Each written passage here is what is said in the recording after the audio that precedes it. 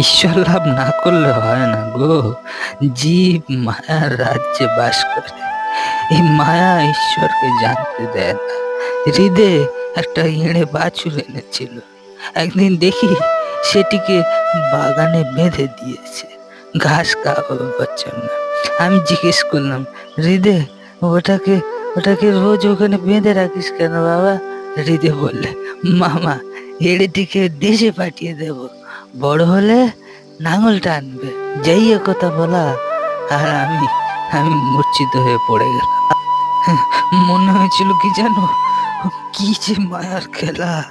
কোথায় কামারপুকুর শিওর আর কোথায় কলকাতা। এই বাছুরটি যাবে ওই পথ, সেখানে বড় হবে, তারপর কতদিন বাদে সে নাঙল টানবে। এরই নাম সংসার, এরই নাম মায়া।